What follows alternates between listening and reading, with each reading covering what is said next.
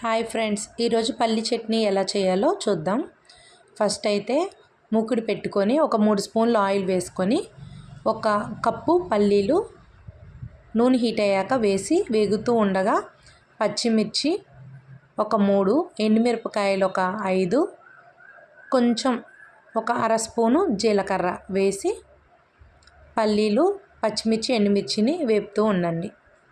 అవి కొంచెం లైట్గా వేగుతున్నాయి అనేంతవరకు వేపాలి, మొత్తం వేగొద్దు. తర్వాత కొంచెం లైట్గా వేగాయి అన్నప్పుడు శనగపప్పు ఒక 2 స్పూన్లు వేసుకోండి. వేసి కలుపుతూ ఉండండి, లేకపోతే మాడిపోతాయి.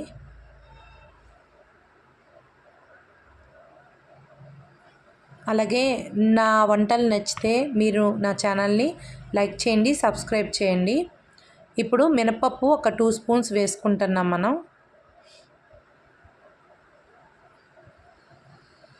అలాగే మీకు ఏదైనా ఇంట్రెస్ట్ ఉండి నాకు ఈ ఐటెం కావాలి అంటే, నాకు ఈ వంట రాదు, ఇది నేర్చుకోవాలనుకుంటున్నానంటే నేను సింపుల్గా రెసిపీ ఎలా చేయాలనేది మీకు చెప్తాను. మీకు ఏ కర్రీ కావాలి లేదా ఏ టిఫిన్ కావాలి అనేది ప్రతిదీ కూడా నాకు ట్యాగ్ చేసి చెప్పండి ఫ్రెండ్స్. ఇప్పుడు కరివేపాకు వేసుకోవాలి. కరివేపాకు కూడా వేసుకొని బాగా వేగిపోయి, ఇప్పుడు చూడండి పోపు మొత్తం వేగిపోయింది. వేగిన తర్వాత మనం మిక్సీ జార్లోకి తీసుకొని కొంచెం చింతపండు, ఒక చిటికెడు చక్కెర, ఒక స్పూను ఉప్పు వేసుకొని మిక్సీ పట్టుకోవాలి. మిక్సీ వేసుకున్న తర్వాత మీకు పోపు ఇంట్రెస్ట్ ఉంటే జీలకర్ర కరివేపాకు వేసి పోపు పెట్టుకోవచ్చు. Thank you friends.